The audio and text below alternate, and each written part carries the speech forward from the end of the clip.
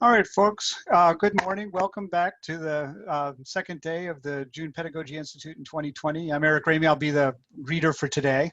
Couple of brief things before we start. I just want to go over real quickly the same sorts of announcements that we had yesterday in terms of,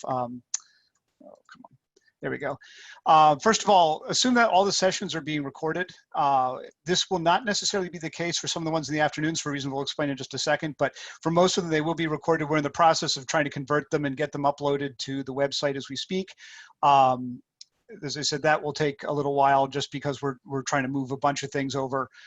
They need to be sort of have the transcripts attached and transcoded and everything else to have them be available for everybody. So it will be there, but it'll be a little bit delayed. Please communicate all questions to the moderators, not the presenters. So this morning's presenters will be Melissa Forbes and Kevin Moore. If you can send questions either to myself or Cariotis Harnish, we can go ahead and handle them. We'll also go ahead and put a Google Doc like we had yesterday. We'll put that up in chat in just a moment, so you'll have a place to ask questions as you go along as well. Private chats with moderators are saved. They may be posted. We're going to try to obviously get the best of the questions out and make sure that they get answered. So if you ask us questions and things like that, we're probably going to pass them along to whoever can answer them. And we'll also be posting supplementary materials. We're in the process. The Google Doc, for example, from yesterday's plenary ran to 10 pages long. So I know Sharon is trying to answer a lot of the questions in there, as are some of the rest of us. And it's going to take a little while to get through some of that material and condense it down. But we will be posting back a lot of the questions, as well as supplementary materials such as reading lists, book suggestions, and the like. We'll again be having a post-JPI evaluation on Friday. And this, again, is really critical. One of the things we keep hearing from you folks is, are you going to have a session on this? Are you going to have a session on this? Please communicate that to us. We already have a list of obvious ones that we already know. For example, a lot of folks have already asked for the people who were on sabbatical or leave or whatever last semester, whether we are going to be redoing the Zoom sessions. Yes, we will obviously be redoing that. We've also gotten a lot of questions about the classrooms. We'll be setting those up as well, be checking the digest and all the rest. But if there's sessions that we haven't talked about yet and you think would be really helpful, we're more than happy to create them, or in some cases facilitate them. We were discussing, for example, after the lab science session yesterday, that the lab sciences are still sort of having to wait to find out what the actual schedule is going to be and how many people will be on campus before they can make final decisions. But after that point, they're going to want to start having discussions both within their division, but also outside. And we're happy to try to facilitate those sort of discussions if you want to try to, get some sort of all Division 3 group or something like that. Afternoon sessions, we'll have to end 10 minutes before the hour just because many of us are having to go on and do the next session in line. So we will have to wrap up, and apologies for that. All the Zoom links for the sessions are on the JPI website. So go ahead and check there for updated ones. And again, we will have no closing sessions. And good. All right, she's back. No closing session. We'll reconvene in the morning.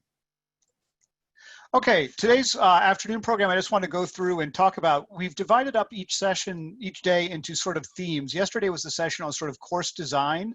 Today and tomorrow today and Thursday are going to be ones based around on engagement and then assessment.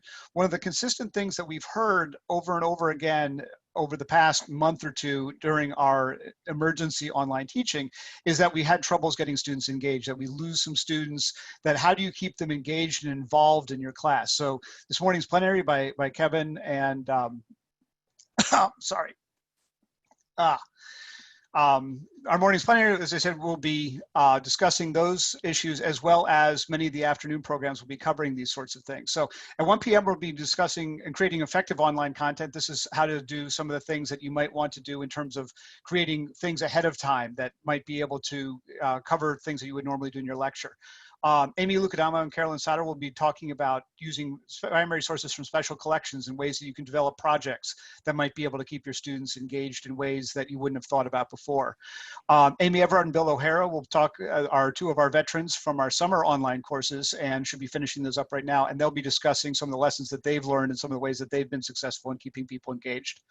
John Dettinger and R.C. Miesler will be talking about designing digital projects for your courses. Again, other ways that you might be able to talk to your students and give them something that they're capable of doing remotely that still is engaging and will keep them as effectively working with the rest of the class.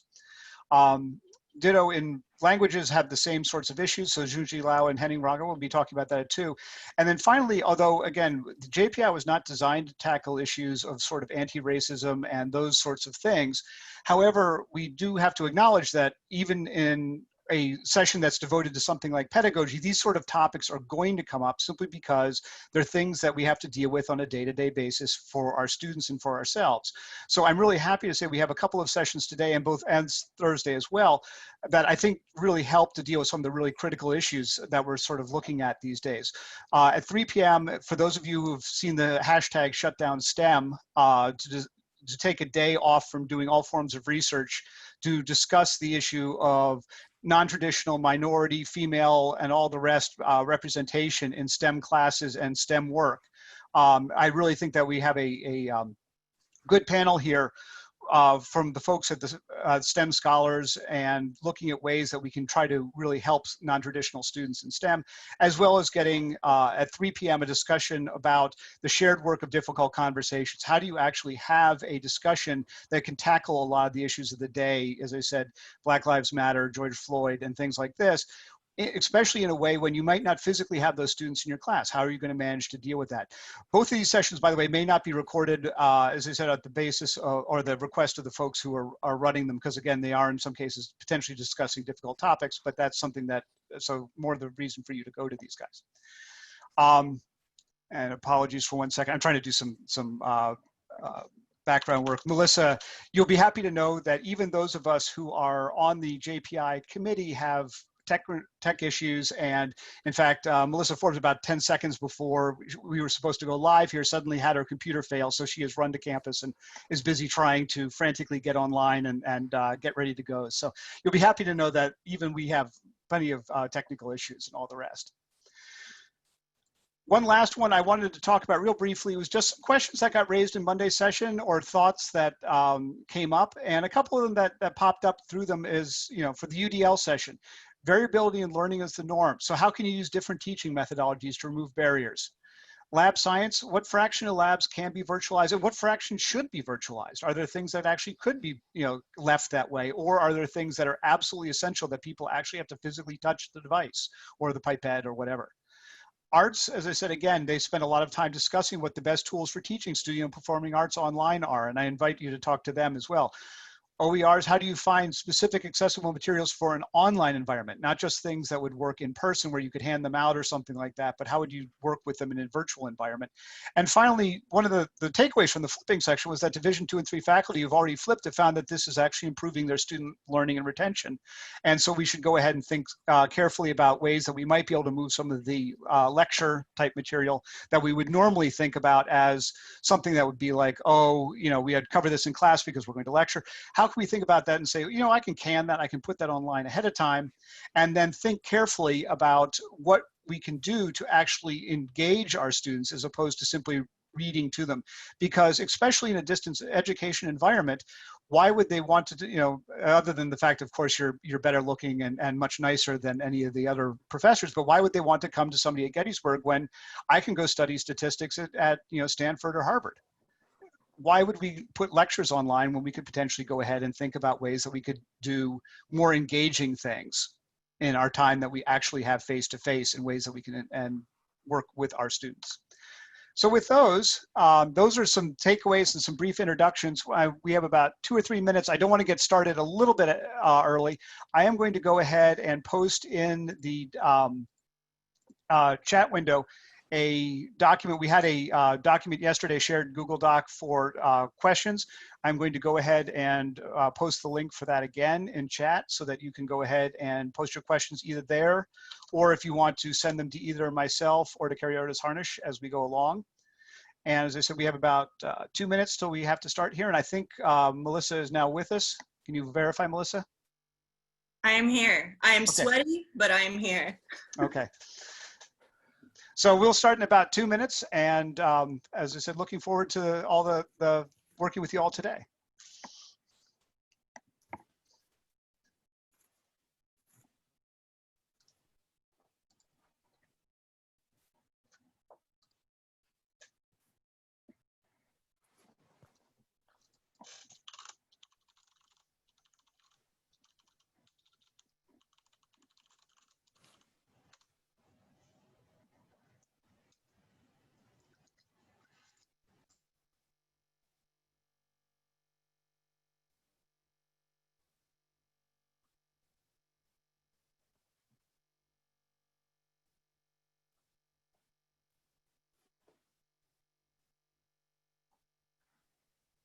This isn't part of the talk, but it does make me think about just how much this fact that I had to run moments before the session started to campus makes me think about how much we're going to have to just roll with it in these classes, how many things are going to happen that we're not prepared for, but also the fact that all of you are ideally not judging me and thinking about how incompetent I am is something that we should take to heart and realize that when things go wrong for us, our students are also not going to be impatient jerks about it.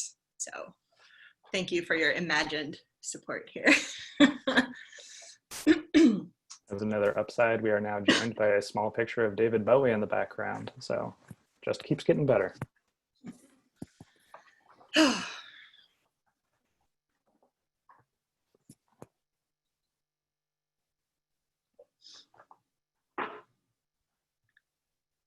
All right, I think it is time. So good morning. Thank you for coming back to day 2. Welcome to our session on communication and community in what kind of semester? We're not really sure. As the description said for the session, last semester we had pre-existing relationships with and among our students, and this semester we can't count on that advantage. We still don't know what the semester will officially look like, but we do know the following 2 things. Number 1, the semester could go fully online at any point, including before it even begins. I don't know how much you all have been out and about here, but it turns out Adams County doesn't really do social distancing, so who knows what's going to happen. Even if the plan were to be everyone who feels comfortable can all come back to campus all at once, some of our students are likely to be online anyway, no matter what, and that number is likely to vary greatly from class to class. So we can't, even if we knew the exact plan, we couldn't give you step-by-step instructions that are going to suit everybody's situation. So with this in mind, we're grounding our session in research about online students with the understanding that the choices you make to benefit your online students will benefit all of your students. So our overall goal for this session is to balance some larger scale frameworks for thinking about connecting with our students with concrete evidence-based suggestions for doing that effectively. We're doing our best to give you a sense of the landscape, but obviously we have to kind of zoom in and zoom out at certain points. If you want more details on anything that we're glossing over, we can do that in the Q&A, in our follow-up this afternoon, or even in another session later on in the summer. We want to acknowledge that because the principles of good online teaching are the principles of good teaching, period, many of you may already be doing many of the things we're suggesting here. That being said, online teaching requires us to be more intentional and explicit about things that might have happened naturally in our previous classrooms. Also, until now, students who took online courses opted into them because that was what best fit their needs. That is not what's happening now. Students may be taking online courses whether they want to or not, so we need to be prepared to support those students who may not feel comfortable with or equipped for this modality. And also labor-wise, we're all going to have to make adjustments to how we run our courses just to survive. So it's important to know which corners are okay to cut and which ones not to. So here's the outline for the next 43 minutes. Kevin's going to go over the theoretical framework we've used to structure the presentation, and we're going to talk about a few more concepts that we're going to draw on throughout. Then, using the framework as a guide, we're going to look at some concrete tips for creating community and presence in an online or hybrid environment. And finally, we'll look specifically at different ways you can structure interaction between your students, including some discussion of how to handle the fact that you may have some students in person and others online at the same time. So with that, I'm going to hand it off to Kevin so he can give you the vocab. All right, so good morning, everyone. I'm going to start by introducing community of inquiry as the framework for today's presentation. You can see it reflected here as a Venn diagram with 3 different types of presence. And the framework basically holds that deeper learning happens best when courses intentionally account for all 3 of these presences. And this allows for students and instructors to co-construct knowledge through discourse and sharing specifically. So you get a deeper engagement rather than sort of surface level touching on the topics of your course. This model is widely used in online course design, but the principles that it talks about here can extend to blended and face-to-face teaching situations very easily.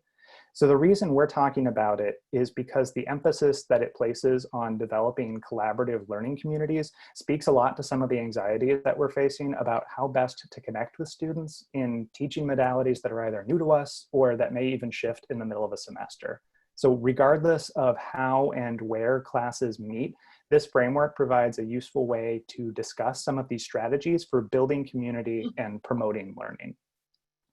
And I do want to say that extended and additional models do exist out there, but we're going to focus on the three original presences: cognitive, social, and teaching. Cognitive is essentially just are students able to, through reflection and discussion, engage with the course content and construct meaning in a way that is important to them. Social presence refers to this idea of, do students feel like they are real human beings? Can they project themselves into the course and communicate themselves as a person? Also, importantly, do they perceive the other people in the class, the other students, and even you as the instructor, as a real person? And then finally, teaching presence. This is the majority of the work that you do to organize and structure your course. This refers to the activities that you design, how you facilitate those activities, the direct instruction that you provide. This is everything that you do to direct the cognitive and social processes.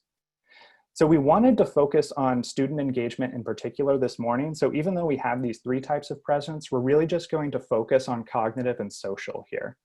Or sorry, cognitive and social and teaching. We'll leave cognitive for another day, but the social and teaching presences are the ones that we're going to focus on more intentionally. And those are still important because there is research indicating that increasing each of these presences does lead to improved learning, at least improved perceived learning, which I know is a little bit different. But once again, the goal of this entire framework is to have all three of these working in tandem, so have all of them working together, so that you can end up with deeper engagement with that course content. All right, so the community of inquiry gives us the structure for the session, but there are also a few other important concepts that undergird and infuse the whole discussion. So first is universal design for learning. As Clinton Devana said yesterday, this is the idea that the actions you take to address barriers to learning are essential to some, but benefit everyone. Backward design, as Sharon mentioned yesterday, this is the idea of starting with your goal and then figuring out the best route to get there. This works when you're designing your course as a whole, but it also works for a lot of smaller choices you make along the way, as we'll discuss. We also draw on the idea of transparent pedagogy, which is the idea that students learn better when they understand why they're being asked to do things a certain way. And then finally, sound engineering, which is from my field. In this context, this is the idea that different platforms, tools, formats, etc., have different affordances that make them better or worse suited to your particular pedagogical goals. So you want to make sure that you're choosing a platform that's going to work with and not against you. So taken together, this framework and four concepts are going to provide the theoretical foundation for all of the many, many specific evidence-based suggestions we're about to throw at you. Don't worry about writing everything down. You will have the slides. So, Kevin. So we'll start off by talking a little bit about social presence. We do know that students tend to ghost us in classes or drop out because of feelings of isolation and disconnection. Similarly, there are studies that show that the feeling of being a part of a learning community is a major motivating factor that helps students persist in online courses, even through obstacles they may encounter along the way. And then even beyond just issues of retention, important as they are, strong social presence and community help increase students' collaboration and commitment to group goals, and they even boost both the frequency and the depth of engagement with the content. So this idea of social presence isn't just about making the class more pleasant for students, that is important too, but the attention that we choose to pay to social presence shapes what students will actually get out of the course. So having made that part of the cell, we're going to look at how to cultivate two different aspects of social presence, specifically the social presence between and among students and instructors, and the social presence among students. So to start us off with this idea of developing instructor social presence, getting a sense of your personality as an instructor matters to students, and it helps to build rapport. A lot of us might be more comfortable in a classroom than in front of a camera, so it's important to be conscious of the kinds of things we can do to present ourselves more authentically. Ways of creating instructor social presence break down into a few different buckets, and so we'll talk about some of them. The first one is this idea of humanizing yourself. There's a few tips and practical strategies for how you can go about doing this. The first thing you can do is a very simple one, is to show them your face. Make a very short video before your class even starts. We're talking like 90 seconds, where you introduce yourself, talk about what you're excited to do with the course, Provide any amount of personal information that you are personally comfortable giving to students. But anything that you can do just to help them realize that you are a human being will be beneficial from the start. And there's some research that shows that that helps develop rapport even when it's done that early. We also talk about connecting via affect, which is basically just talking and behaving like a person.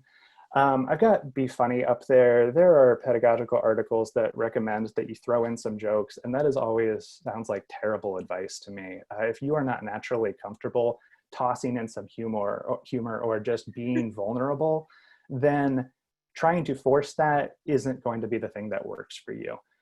The truth of the matter, though, is that connecting with distant students is going to require you to present affect a little bit more intentionally than you might be doing in an in-person class, since you do that a little bit more naturally. Humor and vulnerability are two of the factors that can help establish that instructor's social presence, but they absolutely are not the only ones. We've got a few other tips for how you might go about doing that. Simple things like calling students by their names, but also giving compliments and even just mentioning things that happen outside of class have all been shown to improve this sort of strengthened social presence within the class. Another thing that you might keep in mind is the sort of mise en scène that you've got going on. How do you want to communicate yourself to your students when you're having something like a Zoom session or some other synchronous workshop? I know that I am in front of like the taupe wall of sadness right now, so do as I say and not as I do, unfortunately. But think about what, to the extent that you are comfortable, what about your personality you might be willing to present through some sort of background. All right. And the final part of seeming like a human is speaking like a human. You want to warm up your language as much as you can. Online students respond well to conversational tone, and the tone of written correspondence and discussions actually plays a role in how motivated they are to participate. They are very easily put off. So there's a lot of things you can do to warm up your language, but if you want sort of a shortcut, contractions really help and qualifiers really help. They're going to do a lot of heavy lifting for you. So think about the difference between here's a link you may wish to read and here's a link you might want to look at. Both of them mean the same thing. One of them sounds like it was written by a robot. Similarly, please confirm can come across as aggressive, but let me know if that still works for you. Seems a little warmer. If you need to hear more about this, ask pretty much any woman. Okay, so another thing that's important to do is reply to student emails. Oh, no, sorry, Kevin, this is you. Reply to student emails reasonably promptly. I apologize a little bit there and I got us a slide ahead, unfortunately. So important thing to keep in mind is that because online students are going to have fewer means of contacting us, letting emails sit in inboxes is going to induce additional anxiety. So one way that you can work around this is that even if you've got an email that you've replied to and the student gives you a quick thing back that doesn't technically need a response, you can develop social presence by just sending a quick thanks or a sounds good, just give them that like kind of final word, and anything that you do there helps establish that sort of connection and helps the student feel like a real person that is being addressed. This is also the important time to point out that ghosting your students by not replying to those emails is going to lead to severe consequences for them. Okay, so there are two pieces of bad news in this presentation, and this is one of them. Research shows that regular check-ins are a major factor in student success. These ongoing check-ins are a high-effort practice, but they're really important. Early establishment of ongoing communication can get students on track from the beginning and cut down on communication labor as the semester progresses. If things like start to fall apart, we want to keep the wheels on the cart from the very beginning. And unfortunately, this rapport building is not a one and done. You can't send an email out in August and expect it to still be helping you connect with your students in December. To be effective, it needs to happen multiple times over the semester. So one way to manage this workload, which is a lot, especially for some of you in much larger classes, would be to set aside maybe 30 minutes every Monday and just have a list of students that you're going to check in with, you know, mention things that they've talked about with you, things like that, address their progress, provide praise for success, offer help, just make sure that they never are given the opportunity to slip too far under the water. So doing these things taken together should help students feel connected and help students feel like they can reach out to you. Alicia Stanley asked a great question yesterday about how we figure out what's going on with our students when we can't see them. And I think that this is one big component of that. When students perceive you as an actual human who has an actual relationship with them, it's more likely that they're going to come to you when, or ideally before, things start to go off the rails. So now we're going to move into student-student social presence, but we're not quite making a clean break with instructor-student social presence, because one of the ways that you can increase student-student social presence is through modeling. The way you respond to students in public helps them seem real to each other. If you're replying to a student in a discussion forum, call them by name, quote from their response. This establishes your social presence, and it helps model for them that they should be doing the same thing for each other. Another thing is use icebreakers. I know you don't like icebreakers. I don't like icebreakers. They don't like icebreakers. But they can use the fact that they don't like icebreakers to bond and create social presence with each other. A lot of the research says that these kinds of activities, as corny as they are an important way for students to bond. If you can't quite go that far, maybe just encourage students to have some off-topic discussions at the beginning of small group work. So when we talk about this idea of developing this student-student social presence, another opportunity is to create a space for sort of informal interaction. And this can be entirely separate from a required discussion forum, sort of an optional space. You could still do this in Moodle if you wanted as a sort of forum, but you could also consider using a different platform altogether. Use Slack, you could use WhatsApp. There are all sorts of options out there, and there are people who have done this with their courses here at Gettysburg. There's some evidence to show that social media use in this way can facilitate informal learning among students, which is nice because you might have a situation, aspirational as it is, where someone comes across an article and they decide to share it with the group because it reminded them of something that you had talked about in class together. So that's a great way to help develop some of that social presence. But even if students are in these spaces and they aren't sharing course-related content at all, it could still be useful as a place for them to just chat. It kind of mimics that idea of sitting in class beforehand and maybe not looking at a phone and maybe actually talking to each other or passing each other in the hall. Anything like that to sort of develop that sort of connection. Because once again, that idea of social presence comes down to, do I feel like a real human being? And do the people that I am in this class with also feel like real people? And an informal space can help with that. The big question that you need to ask yourself if you are going to offer some sort of informal space is, should you be present in that space?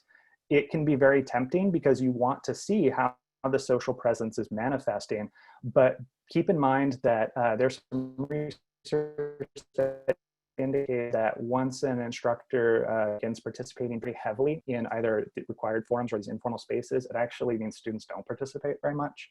If you've never heard of the creepy treehouse before, it's a concept that basically says an instructor creates a space that is for students, but is being observed by the instructor. Is it really for students? If a bunch of kids build a treehouse and play in it, that's totally normal.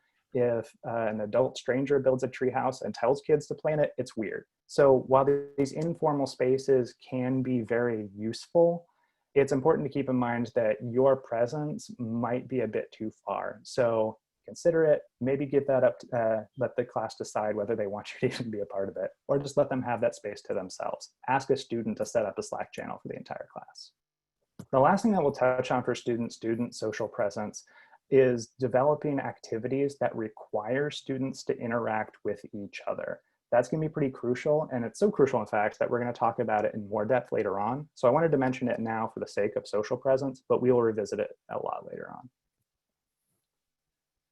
So this brings us now into the realm of teaching presence. Keep in mind that teaching presence is everything that you do as an instructor to organize and structure your course. This is your design, this is the activities that you make, this is how you deliver instruction. So what I'm going to talk about now is some strategies for developing this sort of teaching presence so that you're present within the course as well. One thing that you can do, explicit organization and clearly labeled segments reduce student anxiety, and they help students understand the learning process better. They also facilitate time management. So there's a lot of areas where this idea of clearly labeling and clearly chunking things out could matter. I'm going to focus on a couple of big ones. The first one is Moodle. When you have your Moodle page for your course, think about how you might be able to work with a kind of landing area at the very top. Use that landing area to acclimate students to how the entire course Moodle is going to be laid out. Explain what they might find where, how they're going to be engaging with it. This is also a great place to maybe add a quick little, once again, 90-second video. Maybe use Screencast-O-Matic to just kind of go through the different features of Moodle that you're going to be using throughout the semester as a way to get students used to what they're going to be seeing. One important thing from research, it shows that a week-by-week structure for Moodle is more effective than grouping things. So having all of the readings together in one bucket and having all of the assignments in another bucket. If you instead go as more of like a week 1, week 2 structure, which you may already be doing, that has been proven to be more effective. Week 1, you look at it, you see what you need to read, you see what you need to turn in, you see what discussions you need to have. Sharon Birch mentioned yesterday that she's going to be writing and emailing out some basic language that can be used to familiarize students with some of kind of these fundamental Moodle features. Feel free to use that as a jumping off point and then think about how you want to communicate to students, how you want them to use your Moodle space. So when we talk about organization, the second kind of bucket I want to go into here is clear structure within documents. Students are going to be receiving enormous amounts of complex information in writing, and making it as easy as possible for them to locate and prioritize information is absolutely crucial. So there's some research that shows that students find syllabi more usable if it spaces content visually, if it avoids using large blocks of text, and if it can be apprehended at a glance. There's even some people out there who've turned their entire syllabus into an infographic, which is an incredible amount of labor. So we're not necessarily telling you to do that, but there are people who have taken this to an extreme in terms of sequencing and framing and organizing that content. So what can you do to maybe work with your syllabus or other documents that you're going to be posting? Using visual markers like font size, bolding, indentation, bullets, whatever you got to help break things up and add some white space is going to be very useful for making the document feel usable and readable. This can also apply to the emails that you send. If you're going to be sending an email and it's coming out as a single long paragraph O text, maybe you could break that into a couple of different sections, add some strategic bolding to highlight dates, whatever it is, just as a way to signal what content is most important. The last thing I'll throw out about document structure, if you use Microsoft Word, there is a styles feature that you can use, which basically auto formats how things like the title will appear, how the different headings will appear. This is a very useful way to have Word do some heavy lifting for you so that what you end up with are Word documents that all look and feel very cohesive with each other. So like they all came from you, but as an added it also accessible for screen readers, because now a screen reader is able to see, this has been tagged as a heading 1. I can enable students to recognize that and maybe jump through it a little bit easier. So styles in Word are they're a game changer. I use them for everything that I do in Word. The last thing that I'll talk about with organization and how to frame course materials is the idea of kind of like a one-sheet overview. So it is not possible to condense an entire syllabus or even many assignments down onto a single page. It's not realistic. There's too much information that has to be communicated. But there could be some value in considering creating a sort of one-sheet overview that gives students a bird's eye view of what to expect, if you will. This can be a great way to balance those competing needs for robustness and concision. So you add this one sheet that has all the basic information on it as kind of a supplementary document. Students can print that out, tape it above their computer, and then they also have the full syllabus or the full assignment description later, and they can refer to that. So for example, if you had an assignment prompt and you wanted to make a one-sheet overview for it, you could highlight the due dates, the learning goals, the specifications for the project itself, and just kind of like broad strokes for the assessment criteria. And there you go. That's what students need to look at to glean the most important information. And then they know what they need to go look for more intentionally within the full documents later on. The other big tip that I'm going to talk about with developing teaching presence is doing a mid-semester survey. This is something that could be done in every class, but within an online context, it becomes very important. The way that you could do this is just ask how things are going, create just like 5 quick questions just to check in with students. One benefit of this is that in addition to asking how things are going, you can also start directing students to think about progress that is being made towards your specific course learning outcomes, getting them to start connecting material and measuring how we have gotten to the point that we have halfway through the semester. So this is very valuable formative assessment for you, also because then you are able to incorporate some of the changes and feedback that students suggest into the second half of the semester. If people express concerns with pacing or with particular reading assignments or with technological demands that they've suddenly encountered, then you are able to adapt to that a little bit easier. There's also evidence showing that these sort of mid-assessment surveys or mid-assessment evaluations do prompt metacognition, and they improve student investment in the course. The students feel like they have a little bit more agency in their own learning experience because they're able to provide feedback and then see that feedback reflected in the second half of the semester. So very valuable for teaching presence, but also there is a little bit of social presence that comes in because then students know that you care about them as a person and make them feel like a real human being, which has been one of the goals of social presence all along. So to talk a little bit more about teaching presence though, send it back over to Melissa. All right, so we're going to return to this idea of transparent pedagogy that we referred to earlier in the presentation. So transparent pedagogy helps students see value in what you ask them to do. So doing this means being clear about the purpose of what you're asking students to do, the tasks and expected time commitment involved in completing them, and the criteria that will be used in their assessment. But this doesn't just apply to tasks, assignments, assessments. It applies to things like readings too. Students don't read what they think they don't need. Research shows that they pick and choose what to study based on what they think is going to help them on an assignment or test and pretty much ignore the rest. But research also shows that students change their approach to learning when they understand the nature of the task. So if we want students to read and actually engage with the content, which I assume we do, then it's important for us to frame it for them. Why is it important and what will they need to do with it? Even just giving them a key question or two means they're primed to identify and engage with the important stuff before they even start reading, so they can engage with the material more deeply in less time. When students understand how the parts of the course work together, they take more ownership of their learning. Another thing that I want to point out with teaching presence and with transparent pedagogy in particular is this idea of psychological versus behavioral engagement. Psychological engagement, essentially, just in this context, refers to our students thinking about the content. Are they thinking about the material in a meaningful way? And behavioral engagement is, are students doing a thing? Are they just physically reading an article? Are they writing a short response? So one area where transparent pedagogy can be useful is when you have a disconnect. If students feel like they're getting all the behavioral engagement, but there's not really any psychological engagement, then what they're doing will feel like busy work.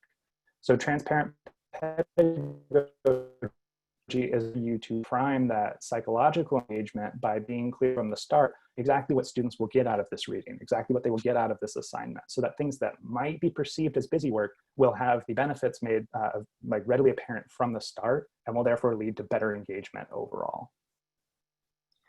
So the next thing I want to talk about is making an explicit communication plan. So the advice is make an explicit communication plan. Don't just make it, put it in your syllabus. Create an understanding between you and your students about what they can expect from you and what you expect from them. Try to be consistent with your communication routine. It keeps them confident in themselves and in you. So you might consider setting 1 or 2 times a week when they should expect to hear from you, like one major email with deadlines and stuff on Monday and then a Friday follow-up. They're experiencing the same email fatigue we are, so try not to pepper them with too many emails. They will get lost in the shuffle. And also about that consistency question, if you typically communicate via email and you send out readings via email and assignments, don't suddenly post things to Moodle instead, and vice versa. They should always know where to find everything, and ideally they should only look in one place. One thing that really helped me was templates. So every Monday I sent my students an email with pretty much the same structure. It had an informal greeting paragraph and then the same 3 headers. Announcements. On Moodle, under week 9, you will find the following 3 things. and due dates and ongoing activity for the week. This organization was helpful for them, but I cannot overstate how useful it was for me as well, especially when I was trying to prep 3 classes at the same time that all took place on Monday. So just having right in front of me, what do they need to know? What do I need to give them? And what are they supposed to be doing this week? Just gave me some shortcuts to get my work done more effectively. So here is the other piece of bad news. Feedback has to be personal, it has to be actionable, and it has to be quick. Maybe this doesn't sound like bad news, but offline research has indicated that less feedback can actually be more effective. In writing studies in particular, we've been moving in that direction. However, online studies consistently show that robust, personalized, timely feedback is an enormous factor in how much students learn, which is precisely what all of us didn't want to hear right now. You have to do it relatively quickly because it turns out that even if they're getting high quality feedback, if it's not timely, students don't perceive the quality. A lot of the articles I saw said you can take about a week. If you're in trouble, I'd say the main thing is to make sure they get feedback in time to apply it to their next project. That is super important for not just student satisfaction, but student learning in online classes. Offline classes too, but particularly online. So how do we balance providing students with the kind of feedback they need and managing our own labor and mental health during a pandemic? So a couple of suggestions here. One is to use rubrics, but don't just use rubrics. Rubrics are going to take care of the summative, where did this grade come from part of grading, and they're also great for transparent pedagogy. Most online students prefer rubrics to be included in their grading, but research has also found that while students like to see rubrics, rubrics were not as useful to students as other kinds of feedback like in-text comments. So if you use rubrics, which are a great way to cut out some of the labor of grading, supplement them with something else. Supplement them with some inline comments and a personalized paragraph at the end. Supplement them with a short conference where you have them meet with you, online or in person, and have the student take notes on the things that you talk about. Put the responsibility on them to take control of their own learning. Or you can do this via a screencast video that shows you reading and commenting on and highlighting particular things in the paper. We're trying to move along, so I'm not going to dwell on this, but lots of research says that students respond really well to screencast grading for all the reasons you might assume. I also heard that Clinton Devana talked about this yesterday. Another strategy might be to let students select what kind of feedback format they'd prefer.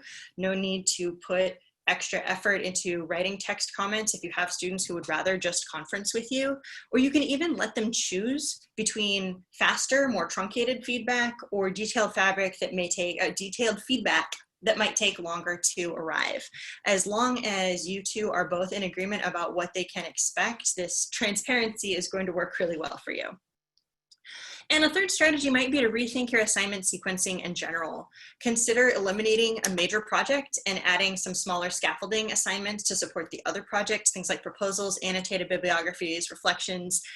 Those kinds of things don't require the same level of labor to grade, and they save time and effort grading later because you're already halfway through the conversation. We'll talk a little bit more about this in the talk I'm giving with Megan and Carrie on Thursday.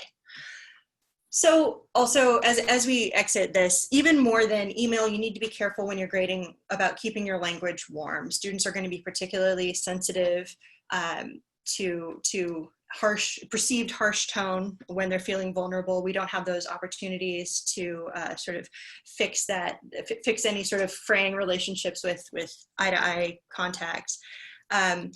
Also remember that emphasis falls on whatever comes last in the sentence. I made a small change in my grading last semester that I'm really excited about, which is just the difference between this is a good start, but it's not quite clear what you're arguing yet. And it's not quite clear what you're arguing yet, but this is a good start.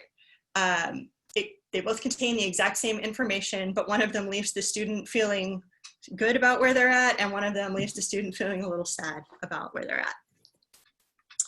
So we have arrived at Act 4 of our program, Modes of Interaction.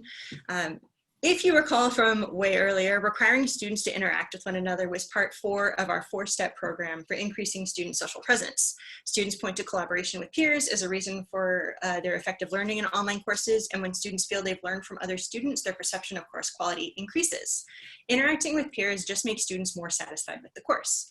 In this final section, we're going to look specifically at some of the ways you might choose to have your students interact with each other and tease out some of the ways you can adjust them to align with your pedagogical goals in an online setting. So we will start with the big guy. So I've Please got a discussion forum. Kevin is not the big guy. I do have a doozy of a slide for you right here, though. So the traditional discussion forum has been a hallmark mode of online course interaction pretty much from the beginning, but it's one that can also go terribly wrong. So for the next few minutes, we're going to think critically through some questions that help shape how your forum ultimately functions, and then talk about how to ensure that that function aligns with your goals for even having it in the first place. So I want to start by asking the first question you should consider: is a discussion forum the best tool for this job?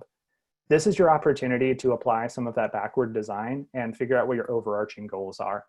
The biggest affordances, if we're going to borrow from sound engineering a little bit, the affordances of online discussion forums is that they are semi-public and they allow interaction. So why and how is that important for what you're asking students to do? All right, is the goal of your discussion forum to try and mimic or adapt that kind of back and forth in-class discussion? Or are you trying to create a space where students can kind of share and respond to things a bit more rigorously? Are the kind of discussions and interactions the important part, or are you looking for evidence that students just completed a reading? And if your discussion prompts are functioning as places for students to sort of just kind of drop response papers, then does it really need to be a semi-public forum like that? So once you've kicked around this idea of, is a discussion forum even the right tool, then you can start thinking about, are there other platforms or tools outside of Moodle that would facilitate my goals more effectively? So these different platforms are all going to have different affordances. And if you want to create the real-time feeling of being in a class discussion, then there's social media tools that might be more effective at it than a Moodle forum, if what you're going for is that immediacy. If you're trying to get students together to do a close reading of a text, Twitter's not really going to be the place for that. But it's important to know what Twitter can be good for. So you can make almost any platform do almost anything if you really want to. But the idea of sound engineering really comes down to, why would you use a ratchet to try and pound in a nail? Just try and find what the hammer is. So if we want to approach this from a little bit of a different angle, let's say you have this forum space available to you. How can you make it serve your pedagogical goals? One piece of advice from this Riggs and Linder article is to consider alternative ways to even structure and use discussion boards, just conceptually. So what could a discussion board look like as a student presentation space? A place where a student makes a thing, makes a video and uploads it, and then kind of acts as the forum leader and facilitates a discussion about the thing that they are presenting to the rest of the class. You could also have a discussion board that functions a bit more like a student workshop space. You have the groups go in there, they collaborate on something within this sort of semi-public environment.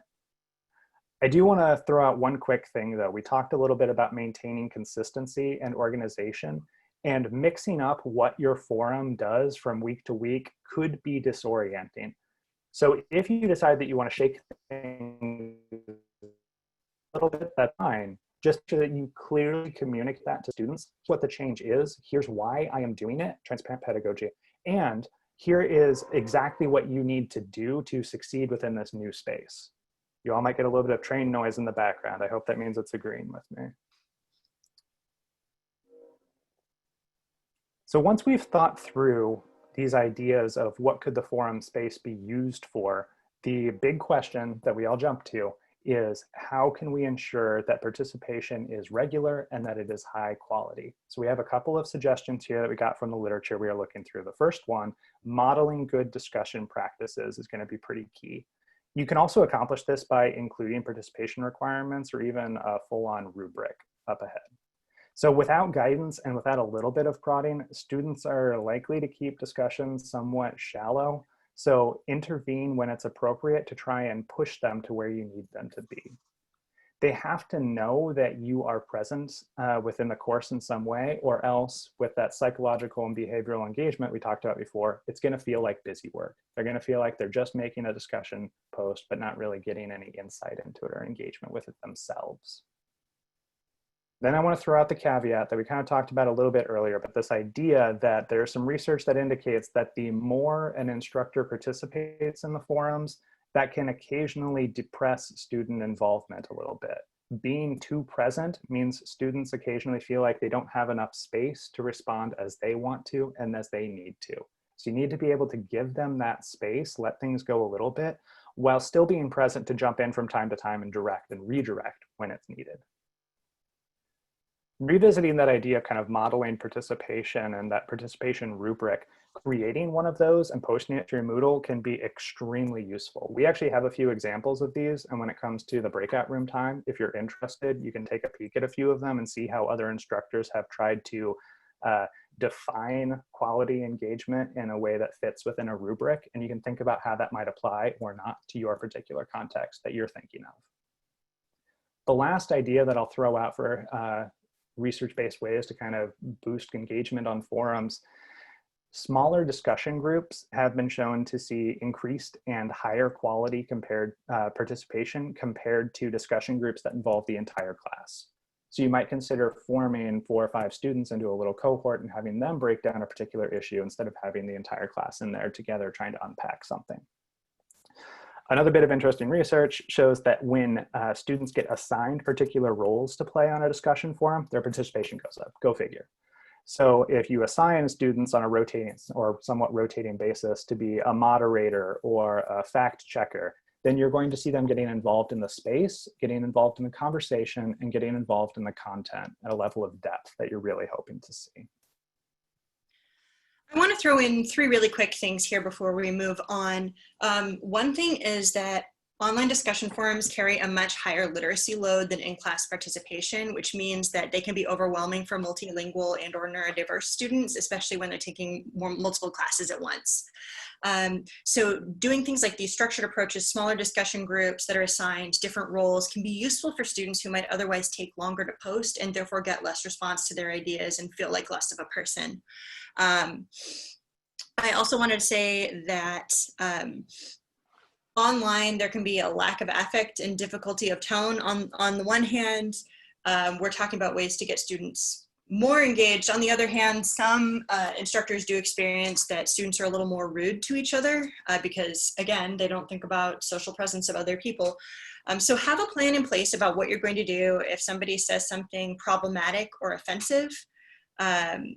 Discuss it with students. You can have a plan for yourself. You can also just come up with a joint plan for the whole class for what's going to happen if somebody says something offensive or uses language that isn't language that we really use. It's really important that you not let things stand, though, because that makes it seem like you are absolutely fine with this. If you do call people out, try to include a link that sort of supports and further explains what you're saying. It softens it, and it also provides evidence and says you're not just picking on that person. So we only have a couple minutes left, so I'm going to speed through the rest of this. If you want to hear more about it, we can talk about it later. So another way that people can interact is peer review, which is not just about the person who's being reviewed. It helps both students, particularly in online situations. But you can't just tell them to trade papers and be done with it. You have to provide specific guidelines. Those are practical guidelines.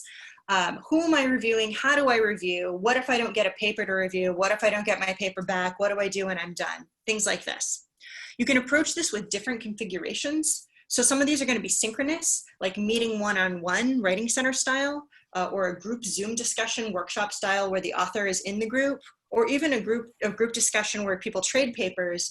They talk about the papers when the students aren't in the room, and then they write a letter to the person. First of all, this tends to result in a little bit more rigorous discussion of the paper instead of being like, yeah, I thought it was good. Second, it requires additional sort of thinking through and rhetoricity when they're writing the letters in ways that are going to feel constructive to the people receiving them. You can also do this asynchronously through an individual letter exchange or even discussion forum posts.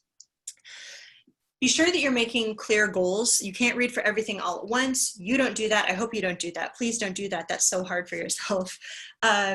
Give them small goals, focus on a particular aspect like evidence or argumentation or introduction. Please don't have them focus on grammar. Ideally, they're still changing around the sentences, so there's no point. Have them take on different roles. Read as an interested reader who wants the paper to succeed. Read as a cynic who isn't buying what you're selling. Read as somebody who has the criteria right in front of them and is making sure that they're meeting the criteria. You can even swap people around in one-on-ones and have people take on different roles in different sessions.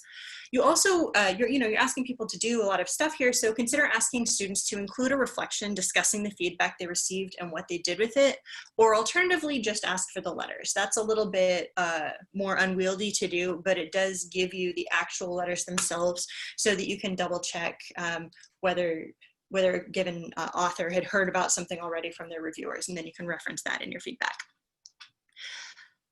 I want to hit group projects and activities really fast. The key things in group projects are that they need to be is that there's cooperation and there's collaboration, and we want collaboration. Cooperation means learning individually and then contributing to a whole. Collaboration is this idea of co-constructing knowledge. If things are too easy, students just cooperate. They split up, they go off, and then they just type it in, and they might as well be in totally different learning silos.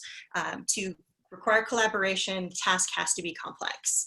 There are a lot of challenges to doing this online. Not least of all, asynchronous situations exacerbate the possibility of communication gaps and miscommunication, and delays mean problems have more time to fester. So that's why it's super important that there be scaffolding and contracts and lots of discussion about how group work is going to work. There's a whole question on that in our discussion questions, so I will actually leave it to that. Finally, I want to talk very, very quickly about in-class activities. Community is really important. Getting students to talk to each other is really important, but you don't have to feel pressured to blend online and in-person groups if that's not what you're trying to do. You might be better off with a tighter bond among your online people than trying to go for even exposure to each other. And some of your activities might not work anymore as is, so what kinds of things might meet the same learning goals? I have a couple of examples of some activities that I've been thinking through that might work in both synchronous and asynchronous environments, or help students from the synchronous and from the in-person and online classes participate in the same things.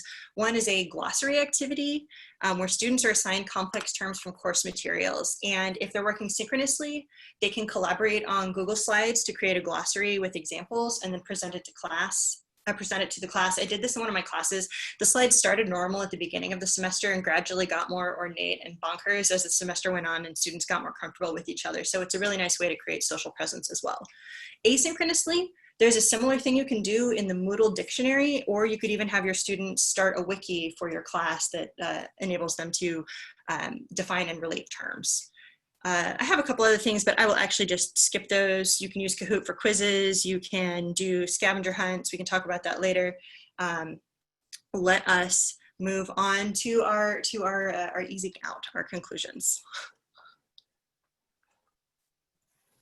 So our main terms: social presence, teaching presence, UDL, backward design, sound engineering, transparent pedagogy. Keep those in mind. The main things to do are going to be to organize your course clearly and intentionally, connect with students as soon as possible and keep it going, provide prompt, detailed, actionable feedback, and be a human. That can be really hard. I don't really feel very human right now, to be honest, but if you're going to funnel your energy into particular areas, this is something, these are the areas that I think we would most recommend. Over the last 46 minutes, we have thrown an incredible amount at you. And so I think the goal that we are hoping people would come out of it is kind of like what Devana and Clint mentioned at the UDL session yesterday, the kind of the +1 concept. Maybe you'll end up doing more than one of these things that are recommended, but it's really just a matter of taking stock of the things that you already do to develop these sort of presences within your course, and what additional things you might be able to incorporate while being very aware of the amount of labor that this is going to take. So with that, thank you very much for sticking with us through. I think from here, the next point, oh yeah, I forgot I put it in. So we've got references galore if you are interested in some light reading after this. It just keeps on going. But the plan for how we're going to approach this now We will regroup at 10:45 a.m. for the breakout discussions. We will have 2 links to Google Docs for you. Eric already sent out the one where you are able to record questions and comments along the way. Melissa and I will also send you a link that you won't be able to edit, but it has a few links to resources and some guided discussion questions that may be useful. Feel free to use those or don't. Let discussion go however you want, but these are things that might be useful for you now or for later.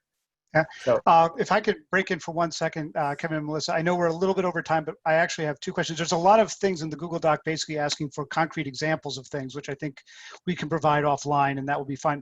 There are 2 questions that I think probably, if you could each spend maybe 2 minutes on these. The first one was what to do with students who simply just don't respond to email. If you have any suggestions, the best ways to handle that. Yes. So the first thing I always do in that situation is talk to academic advising. There are also going to be, I can't quite recall the name of them, but there's going to be a whole other set of support people in play that are each assigned 20 students to sort of keep their finger on the pulse of the students this coming year. So I think that will really help. Some students just don't respond to email, and I text with some of my students and find that gets better responses. Not all of us may be comfortable. Student success advocates, yes, thank you, Jocelyn. Not all of us are comfortable giving our text or giving our cell number to students, but for the students who maybe are hanging on by their fingernails, I've found that it's useful for me personally.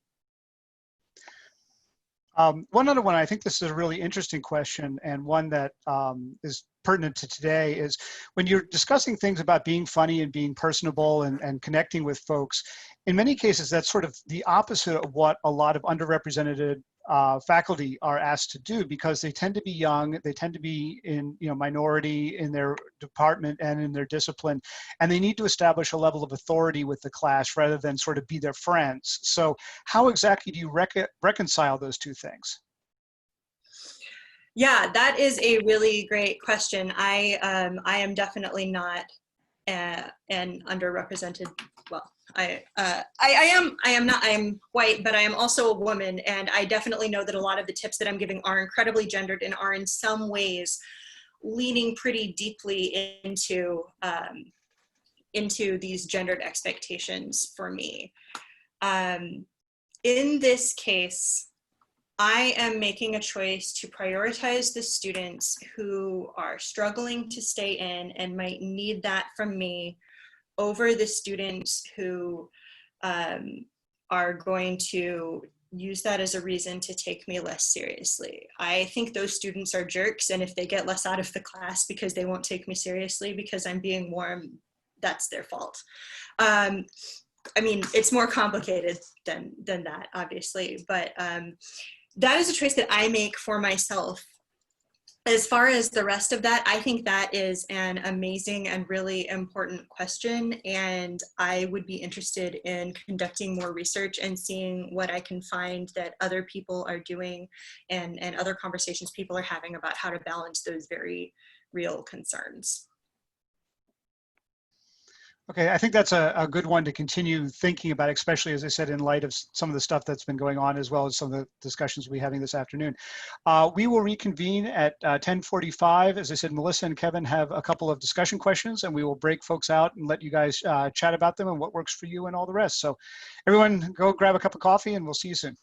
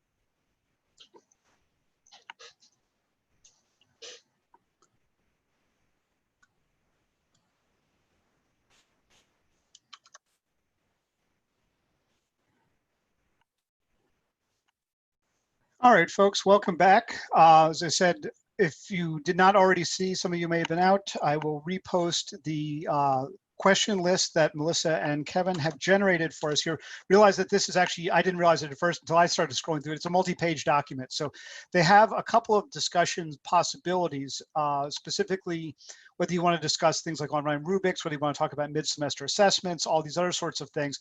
But then look down past that point, there's a page each for each of those topics with sample discussion questions to talk about for any given one of them.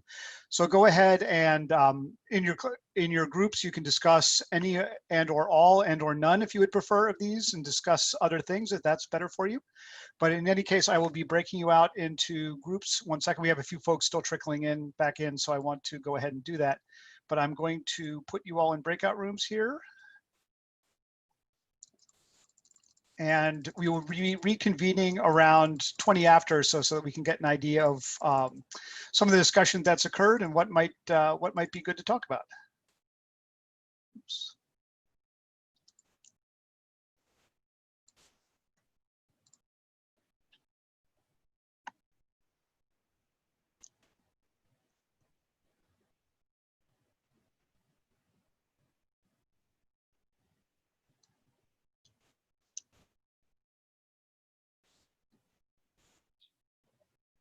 Eric, did you see that chat come in from? Yeah, I'm going to have to find them. I'm trying to deal with other folks at the moment. So I've got a couple of folks I have to assign here as well. I'm trying to admit people as fast as possible so that they get into the breakout rooms. Yeah, I'm going to have to figure out where Nina is here.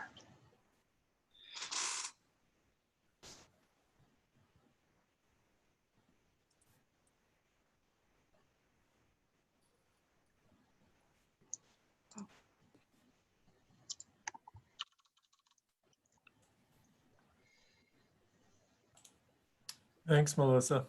You're welcome. I'm a participant today. I feel like very powerless.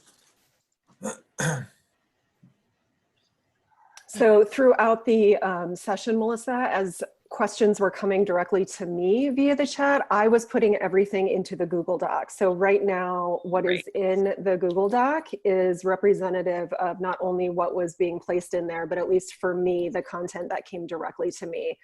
At a certain point, I think people just started putting comments and questions into the chat session. So there are some good suggestions in there.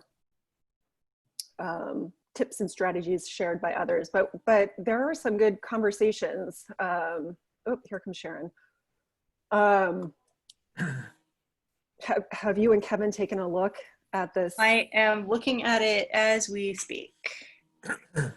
So one of the questions, Kevin in particular, that I think people will want maybe just a little bit more information is that your video started kind of going a little in and out, or at least the audio, couldn't get that word there, about formatting Word documents. So there's a question in there about repeating briefly what you discussed there. And it was because of that audio feed.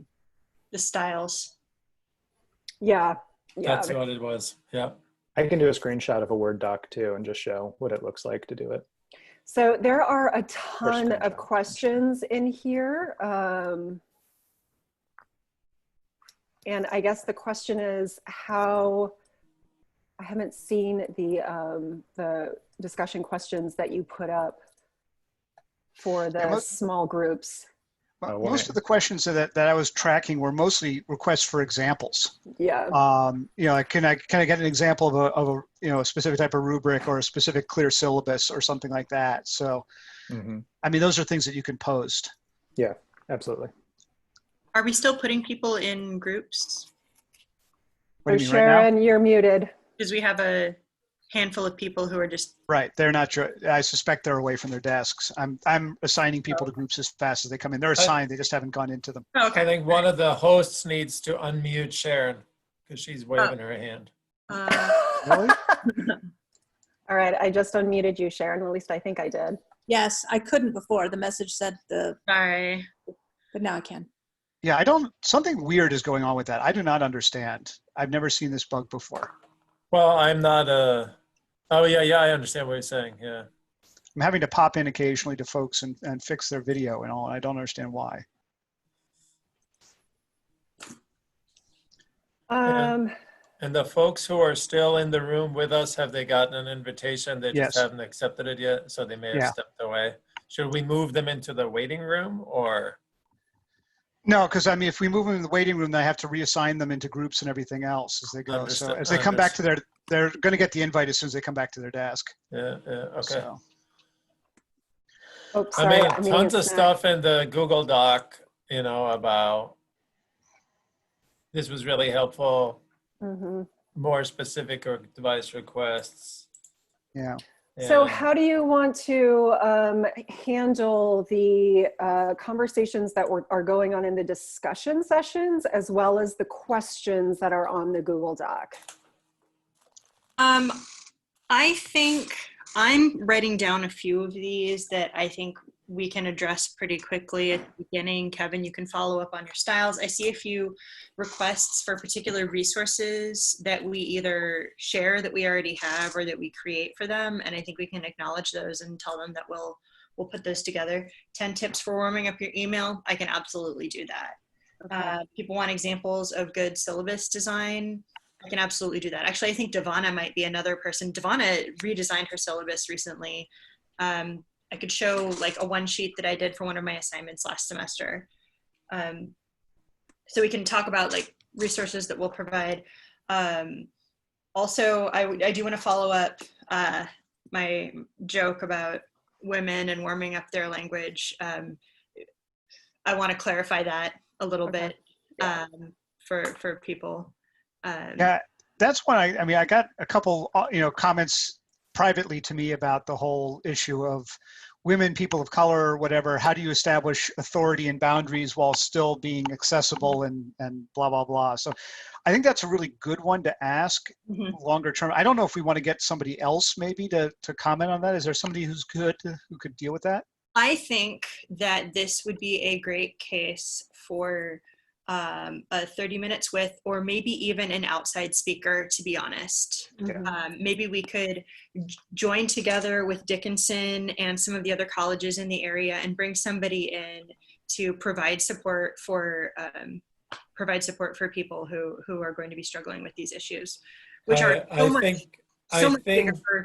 I think I have somebody who is already, well, I don't have anybody, but somebody who's already working with Dickinson who I think is highly qualified to have that conversation. And so at 4:30 we can talk more about that, but there are some people who do this and do it well. Yeah. So is it okay if I say that we will look into doing that? For sure. I mean, I think this one you want to, engagement, I think comes from both ends, right? You are either asked to be too engaged or you're not engaging enough, and it's a different journey for everybody. I think the other thing that's worth mentioning here is what we expect of summer for our faculty depends on what the other faculty are doing. Because if all the people that look like me say the emotional labor is not my job, and then it ends up in, so this is a burden we all need to carry together. And I think there is a message that is worth, and it's not necessarily your place to say that, but there's a message that's worth learning there, I think. I think that's really important for you to bring up in the discussion as well. I'll gladly say it. Yeah. Yeah, I really ran through the peer review. I think that doing a 30 minutes with on peer review is probably going to be a good one. I'll put it in the Google Doc. It's somebody asked if we asked for more. Okay. I think what I loved about it was I had seen the UDL before. I went to Sharon's talk, and now this was all like totally gelling. Yeah. Right. that was for me so helpful. Now I thinking about course design and like exactly what we've been talking about. It's all coming together. And the fact that, I mean, and if we want to know whether it was productive and a good day yesterday, basically everybody came back. So we had 100, I think we had 190 people. Well, that's 100. amazing. Yeah, and yesterday the highest we had was maybe 10 or 12 more. I've got the figures right here. Yeah, I thought you would. 197 yesterday and 188 today. So good job, Sharon. Yeah. Well, good job, Melissa, and well, good job, all of us. That sustaining attendance into today is a lot of things. So is everybody in their breakout rooms now, ostensibly talking about something? Yes. Okay. I hope You can actually join your breakout rooms. You all should have invites to them. Yeah, I know, but I don't want to go. I hope that they're enduring that. I actually was really proud of our discussion questions that we came up with. Mm-hmm. They're good. Are they in the? I haven't seen the discussion questions. Where do they live? They're In on a, the document, Google the Doc, Google Doc. at the top Oh, of okay. your. Yeah. Got it. Yeah, scroll And- down. It's multi-page. That's the one thing I didn't realize at first. That there's, So we're sure everybody knows where those are. They're not just, well, it doesn't hurt if they're just blah, blah, blahing with each other, but if they're good Yeah. questions, we know they yeah, I put them in chat multiple times. I actually Okay. just went into a group and gave it to them in the group too. So, I just didn't, I just never saw anything that told me that the discussion questions are in the original Google Doc that we put up for responses and comments. no, and they're stuff. not. It's a They're not. separate Google Doc. Oh, it's a separate one. Yes. Did I not see that one? Yeah, check the chat. There's two I separate no Google longer Docs. have any, there's nothing in my chat at all Okay. because I had to close my Zoom. Here, I can send it to you. Oh, okay. Yeah. I will say one thing, in retrospect, having the person being the wizard behind the curtain and trying to do the introduction at the same time was not a good choice. Yeah. I was having troubles because I was trying to let people in. I was trying to handle chat requests, and I was trying to give the intro, and I was like, I was doing that yesterday. I was doing the intro remarks, and on the left side of my screen, it was weight room, and it just kept blinking at me. It was so distracting. Also, amazing that you just can run over to the college to your other office. Melissa, that was That's crazy. Thank God we live like 7 blocks away or 5 blocks away. Minutes. But, I Seven was minutes. just sitting there like, oh my gosh. I I hope was she like, gets Kevin on doesn't look soon. freaked out, so I'm not gonna freak out. Like a duck. we had like 10 seconds to decide if we were going to squish together on the couch Right. or I was going to make a run for it. Yeah. All right. So what time are we all getting back together? 10:20 is what we officially said. Oh, we still have the 11:40. we still have I mean, the 11:20 recording going. going. Then we'll do a Q&A. Oh yeah, we're recording. Yeah. Okay. And we can trim that later. I don't know that we can actually. Oh, no. Styles in Word, because apparently your audio was cutting out a little bit right there. Yeah, I'm so sorry. So when we were talking about how to structure documents, I referenced using styles in Word, S-T-Y-L-E-S. And I'm sorry about that. If you want to see an example, maybe you use these already, but I'm going to share quickly and show what that could look like.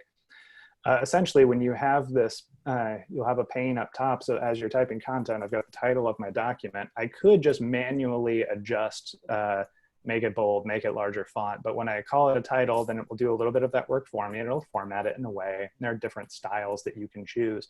But what's nice is that this means as I'm going about and typing up my document, as I'm creating headings, you'll notice that on the side of my screen, it's also automatically formatting that document. So I've got kind of this summary over on the other side. So this is how I go about writing a lot of my Word documents, really, is this kind of chunking and segmenting. And it helps me write them. And if I've ever sent one of these to you, hopefully it makes it easier to read that content as well. So that's what it is if you haven't had a chance to use it before. I would strongly recommend giving it a try for the reasons, the UDL reasons that we mentioned. It makes this a screen reader accessible document in a way that it wasn't fully before, or wouldn't be if you tried to handle all of this manually. And as a bonus, it makes the content a little bit easier to parse at a glance for sighted users. all of his documents always look so nice. He looks so professional, and it turns out it's just Microsoft Word.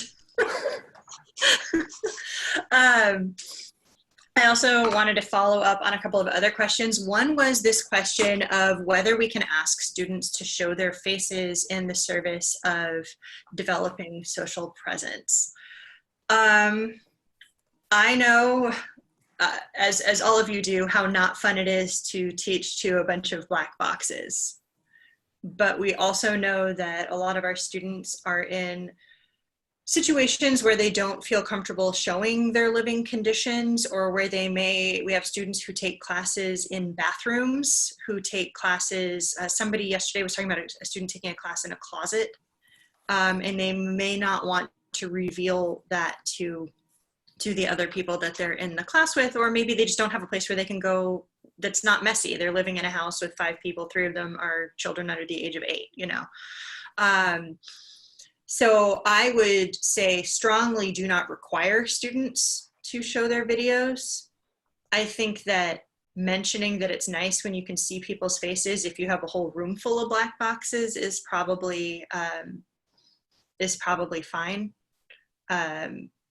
I had an 8 a.m. class last semester, and as the semester went on, they got a little more comfortable showing me their pajamas, which fine, whatever. at least they had faces.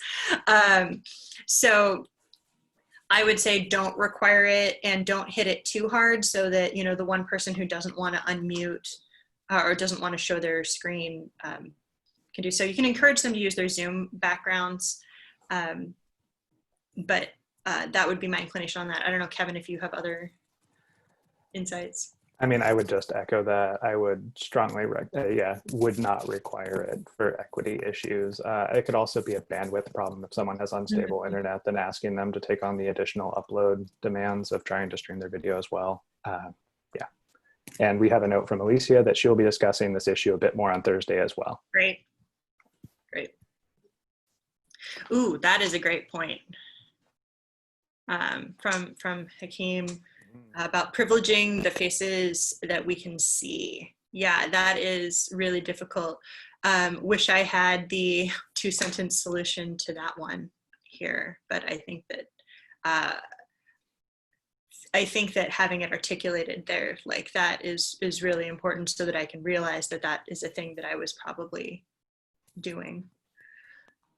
Zoom also, I've noticed, tends to privilege the faces you can see. Everybody who is on my screen right now is showing their video, and everybody else is at the back end. And as a speaker, that's really nice, because I like to see people nodding. Everybody loves a nodder, but yeah, that can mean that it could create further disparities for students who are in situations where they don't feel comfortable or are unable to show their screen. So yeah, I will be excited to see, I'm moderating that session, so I'm excited to see what Alicia has to say about that.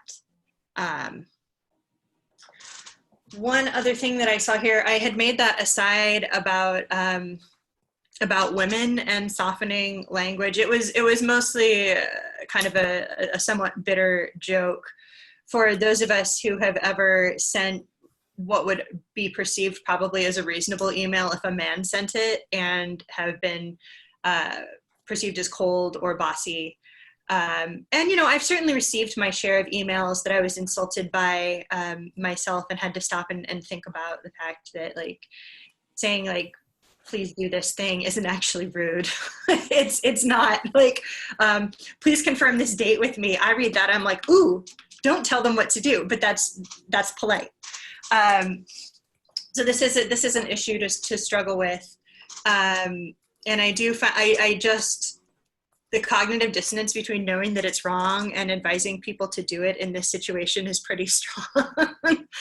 But yeah, that's sort of what I meant by that comment. I've also had experiences where I've sent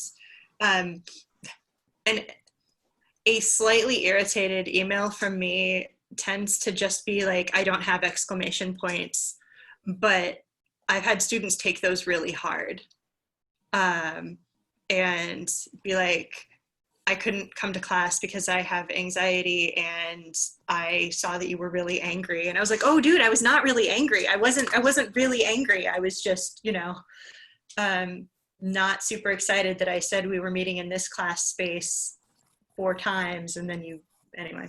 Yeah. So Melissa, difficult. Oh, sorry for interrupting. I was just there was a couple of other questions that related to emails, if you wanted to address those as well. Sorry for interrupting your thought, Melissa.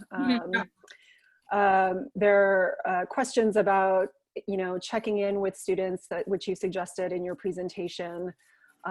If you have ideas on how to balance feeling like that's a lot versus what might be beneficial for the students without it seeming like overkill. There were also some asks for resources about how to warm up language, which I think goes to what you were addressing earlier. So those are 2 different pieces that extend the email conversation if you wanted to address those. Yeah.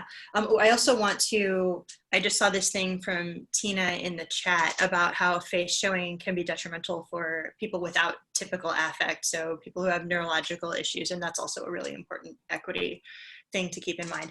We will provide more resources. In fact, if more questions come up related to the stuff we're talking about now, we can answer them in writing. We can make additional videos. We can have additional sessions. I too thought, I saw somebody ask about doing perhaps a session on doing peer review.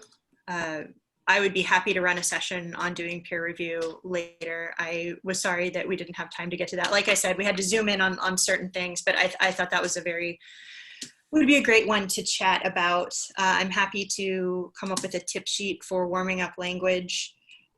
We'll definitely include some of the articles that we found the most helpful in PDF, and examples. People ask for examples. We'll provide those as well. We'll build out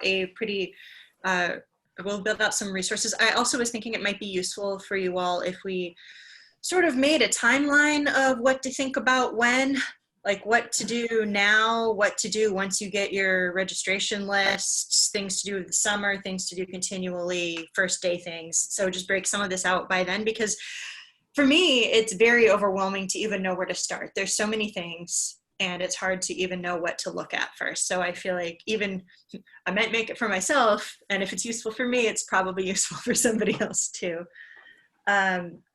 What was I can jump in. There was that question about trying to balance wanting to connect with all of the students in your class multiple times over the course of a semester with individualized emails. And what if you have a 35-person Psych 101 section? That becomes a lot more burdensome for you as an instructor on top of everything else that you are being asked to do for this coming year. So what I will just point out here, when we were presenting that was just to say there's research that shows that this helps. At this point, hopefully you have enough choices in front of you that you are able to decide what is going to be the most effective way to establish that kind of social and teaching presence with your course. It would be fantastic if everyone could email each individual student all of the time until they got sick of the emails. But you need to balance that with your awareness of everything else that you have to do for all of your courses and what strategies are going to be the most effective for your situation. So it's possible that even though the research says this is extraordinarily useful, you might not be able to do that one specific thing, but then there are other things that you can do. Melissa, I don't know if you want to talk about your tag yourself idea for identifying students to reach out to. Oh, yeah. If we just want to get a sense of how students are doing, I talked about this yesterday in one of the sessions. We were talking about how do you, it was Alicia's question of how do you know when you can't look at a student and see that they don't seem to be doing well, how can you figure out that they may not be doing well? And Sharon suggested very quick Moodle polls so that people can let you know. You would want this to not be anonymous, and you'd want students to know that it wasn't anonymous, because you don't want to see that one person is doing terrible and not know who it is. But another low stakes way to do that, I don't know if you've seen those memes that go around that have, say, a bunch of different pictures of Nicolas Cage in movies and be like, tag yourself, which Nicolas Cage are you today? And so, you know, you have him he's usually angry in most of the pictures, but, you know, are you not the bees, Nicolas Cage, or are you Con Air, Nicolas Cage? Which Nicolas Cage are you? And so that might be a sort of lower stakes way for students to indicate that they're struggling a little bit without feeling like they're coming to you and saying, hello, I'm struggling. One thing I was thinking about too, there's this idea that I teach in my classes. It's called media ideologies, and that we associate certain kinds of communication and certain values and certain ways of being with different media that we're using. So there's this book that isn't in my office because I took it home, but called The Breakup 2.0, that talks about how this communication instructor asked her students about bad breakups. And most of them said that bad breakups were breakups that came kind of over the wrong medium, where people texted them to break up with them, where people posted on Facebook that they were single now, and that's how you found out that you'd been broken up with. And that we have these ideas that some media are good for some things and less good for others. It's also about sound engineering, but there's a social component to it. It's not just what can you do with this medium, it's also how do we perceive this socially. So I think when we think about email, we tend to think of it as an analog to a letter. So we feel like we have to be like, dear student, I hope this email finds you well, right? I'm writing because I wanted to check in and see how things are for you. And you have to write like a certain amount of things, because if you send a one-line email to a student, that feels rude to me. Maybe that's not the case. Maybe we don't share these media ideologies necessarily. That is where something like text might be helpful. It takes a lot less energy to be like, hey, Joey, I noticed some of your posts have been a little shorter lately, and I wanted to check in and make sure everything's going all right. How's life? Like, that takes 30 seconds. And I think you're also more likely to get a response because students may feel like the burden of response to an email is larger too. Again, I saw a lot of suggestions that people had about ways to use Gmail to kind of hide your phone number if you don't want students texting you the next time they want a Netflix recommendation. But I think that might be a way to go too, is that we think about email and we think about this thing that takes a certain amount of labor to create. But if we use some of these other platforms, that might make it a little bit easier for us. I want to direct attention to the chat really quickly. There was a question that just came through from Nina Tarner about making an anonymous survey, and people are jumping in with examples of tools that will allow you to do that. If Sharon's still here, I believe Moodle can let you anonymize responses as well. I'm getting some nods, so I'm sure that that's something that we could communicate. But I do want to touch on, this relates very strongly to a question that was brought up in the Google Doc, about whether or not those mid-semester check-ins I mentioned as a possibility could or should be anonymous. And I think that they should be anonymous. And rather than go into too much detail about it, I want to point out that within the chat, which we will save and be able to point out, there were multiple people weighing in with how they have done that and the value that they see in anonymous surveys about students feeling more agency to respond and giving you the information that you need to, in the aggregate, improve your course by making some like UDL improvements. So along those lines of how to do an anonymous survey and then the value of that anonymous feedback, very much so. I also wanted to, this isn't really related to our, well, it is related to our topic. One thing that came to my attention this semester in particular is students come in and they give us our IEAP, their IEAPs, and we look at it and we say, okay, I see the things that we're supposed to do to make sure that you have a good experience in this class. And of course, we don't know what the accommodation is for because that's not disclosed on there. But what I've come to realize is that students don't know we don't know. I'm sure that when they receive the IEAP, they're told that it doesn't include what the accommodation is for, but I had a couple of different experiences this semester where a student would say something like, well, you know that I have this anxiety disorder. And I'm like, I did not know that. I did not know that. Or I'm sitting here telling a student, who's overwhelmed that I think they can bang out their annotated bibliography in 2 to 3 hours if we just like sit there on Zoom together doing our own thing. And then she says, you know, but I have this reading disorder that means that it takes me a really long time to read. And you know, I told you, you knew about that. And I was like, I did not know about that. I felt terrible. I felt terrible because she thought that I had this information about her and was ignoring or had forgotten about it. And so I think that emphasizing to students on the first day of class that we get the accommodation, but we don't know what the accommodation is for. And if there is additional information that they feel comfortable disclosing that would help us run the class better for them, that's really important. Because I felt really awful about that these students had spent the whole semester thinking that I knew that they had these struggles and just had not made any effort to do anything about that other than the bare minimum of what I was asked to do. Kevin and Melissa, there are some questions that came into the Google Doc that were asks for maybe ideas for icebreakers. If you have suggestions for those, I know that you prefaced that statement with everybody loves an icebreaker, but if you have some recommendations, I think people would love to hear them. Yeah, I'll take a first stab at this. So I took about half of my master's courses as online classes. And an icebreaker that was kind of common was before the first class even starts, you had to do a post on a forum where you basically just introduced yourself, a couple things about you.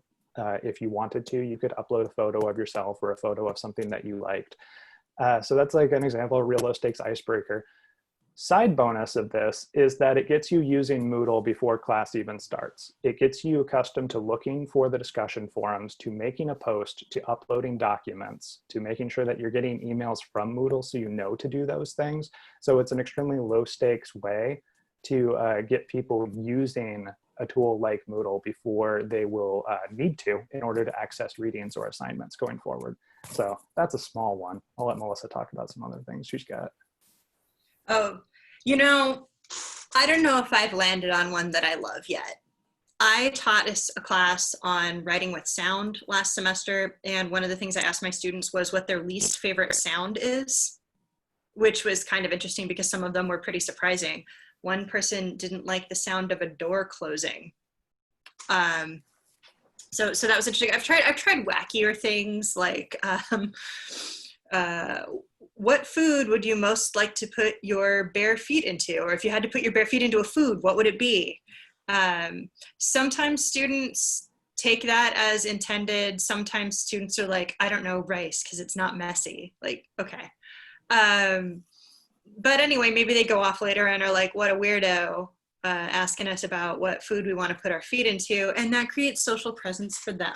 So yeah, I haven't landed on this. I ask about favorite childhood movies a lot, or everybody in this room should go out this weekend and watch or read this or listen to this album. Everybody drop sort of a drop everything and blank option.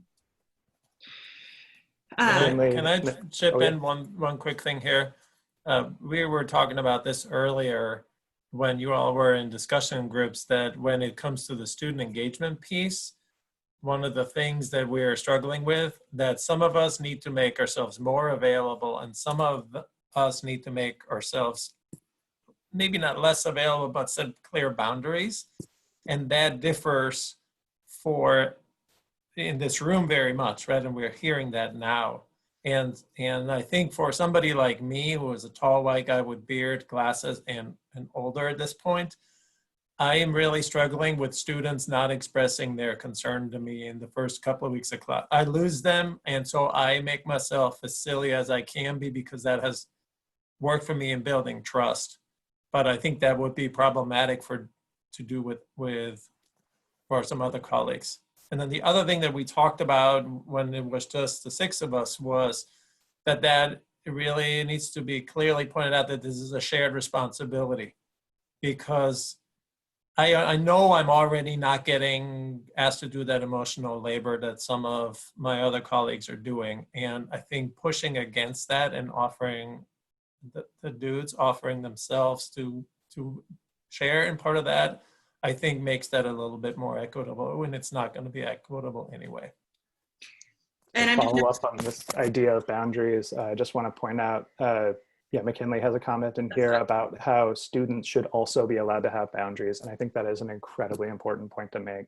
We've probably glossed over that a bit much by talking about all of the ways that it helps to be in contact and be in regular contact with students, when students need to be able to have the agency to say, I need to be able to focus on the other things in my life right now. I need to be able to separate that. I think it's a fantastic point.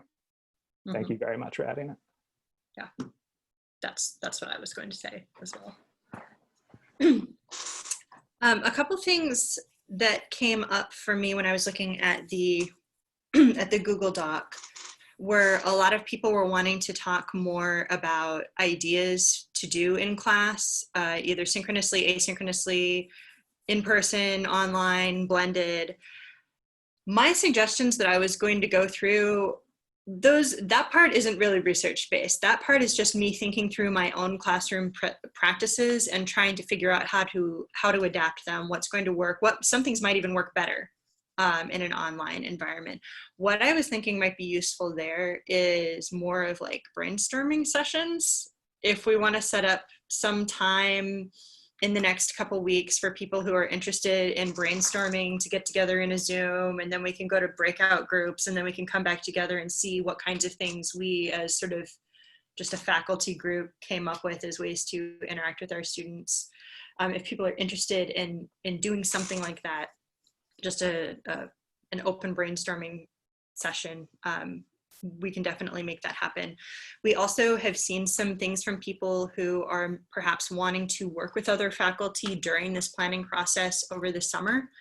And so if you are wanting to join up with people, you can either do that in your own department maybe, or we can also facilitate connections within people. Maybe divisionally would be a good way to do it, so that we don't have somebody running a physics classroom trying to compare notes with a creative writer, which I think can be useful in some situations, but maybe not in this urgent class planning moment. So we can also, if people are interested in sort of forming ongoing course planning groups for the rest of the summer, we can facilitate that as well if you let us know.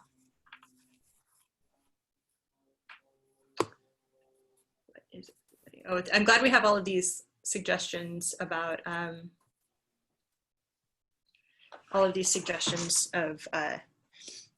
icebreakers. I also want to say that there's some things that are coming in privately that are talking. I'm going to read some things that came to me privately so that I don't summarize. Let me go find it. Sorry, this is a very long chat.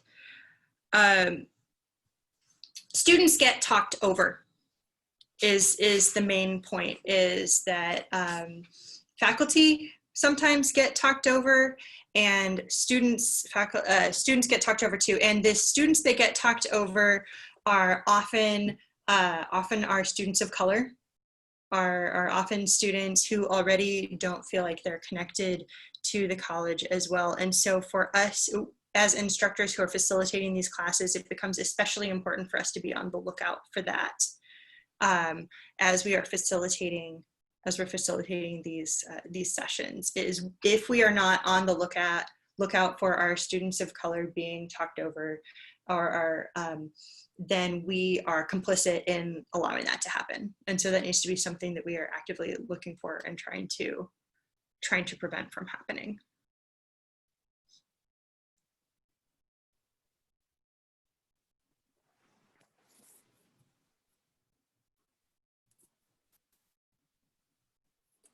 There's a question on the Google Doc, sorry to jump in here, that has to do about students and Moodle training, which I don't think has been addressed. I don't know if either of you want to address that, or if Sharon would like to address that. how to use Moodle in order to, I think, to maybe better engage with some of the conversations or discussions that are happening. But as one quick note, we did get a couple of questions privately about whether students get Moodle training, and they do not. They come in cold. Now, some of them have used it in high school or are familiar with it. Many of them have used other course management systems, so it's not a huge adjustment. But we've talked to the folks at the freshman or the freshman orientation folks, and they have, they have like every minute of their lives scheduled, and they didn't want to add anything else. So we've discussed that, but do recognize that your students, at least at first, for the first years, may not have a tremendous knowledge of Moodle and some of its idiosyncrasies.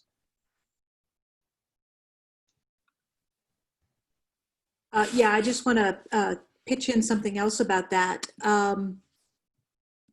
Because I think a lot of faculty are going to be using Moodle much more in-depthly in this coming academic year than they have in prior years. One of the things that I'm building this summer is sort of a collection of just those, many of you know these little videos that I do where I show you how to do something in Moodle, but some that are aimed at students that you can then just put in your own Moodle site to provide that kind of guidance or training for students on how to do a certain thing. So oftentimes that part of it is straightforward, the where do I click. The harder part in terms of a lot of these interaction things revolves around the idea of conceptually, what does my professor expect me to say here? How often does my instructor expect me to talk? A lot of those kinds of things. It does not take long to learn how to find the reply button in the Moodle discussion forum. It takes a long time to figure out how to write a good response. One thing that I think would be really helpful, and I wish we could do this, the STEM scholars, and I invite you either to come to this afternoon, or I don't know if Ish or anybody else wants to chime in on this. They have an entire session devoted to more or less expectations of college students in a way that's covered, I think, a lot more in depth and a lot more seriously than some of the sort of orientation things are. Like, for example, if a faculty member sends you an email, what are you supposed to do? For students, especially first-gen students, they may not know. Do they have to respond to that? Do they have to respond to it in 5 minutes? Do they have to, what happens when a faculty member says, oh, you should probably look at this? That's not, as I said, we like to say things, oh yeah, you should probably read this. No, that means you should read this now because it's going to be on the next test. Not, oh yeah, it's something you can do in your off hours. But it's something that I don't think we cover really well in freshman orientation. The STEM scholars do a much better job of it. And I don't know if Ish or Darren or anyone, do you want to chime in on this?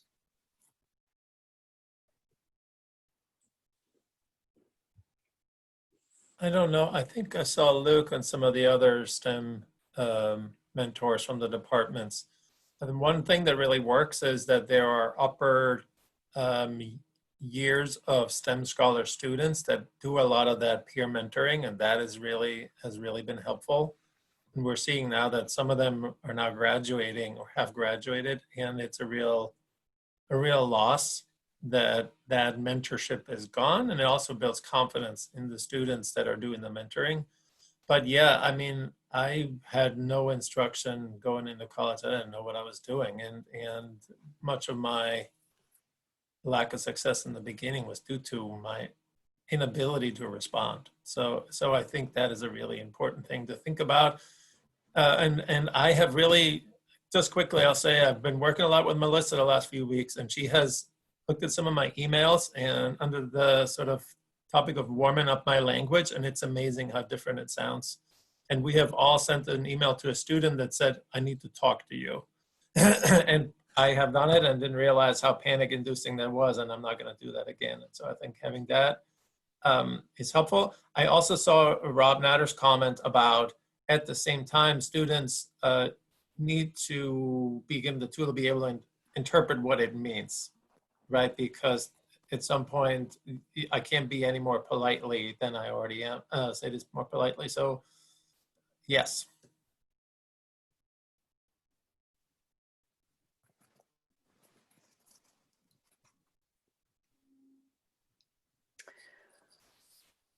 I want to point out that on the Google Doc, there are a lot of really great recommendations for future sessions.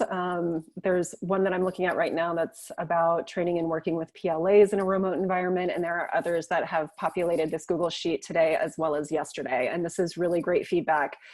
And we are actively gathering this feedback for developing future programming. There also will be opportunity on the JPI evaluation that will come out on Friday. So I just want to say thank you. If that information is on the Google Doc, it will be processed by this group.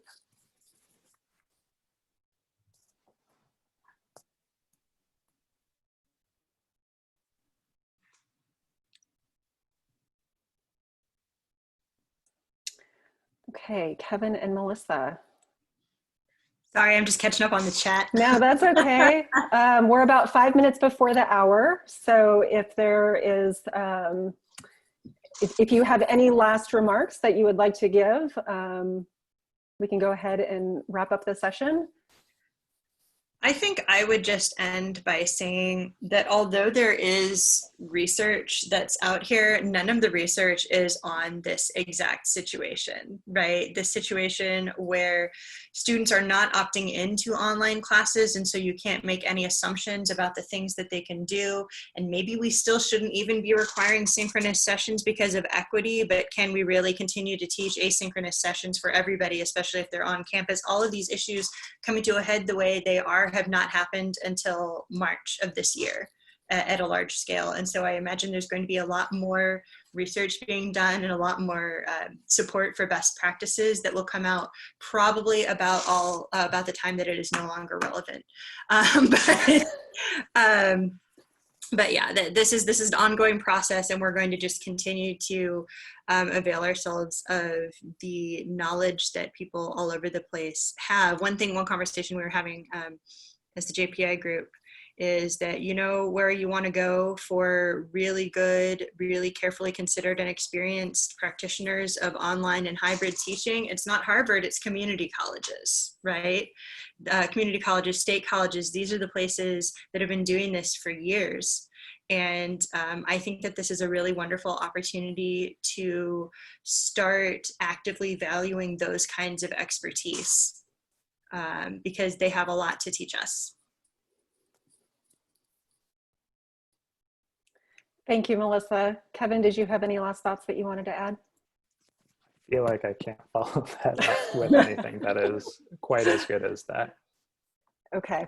Well, I think what we'll do is we'll go ahead and end the session before we head out for lunch, which is the noon hour is right upon us.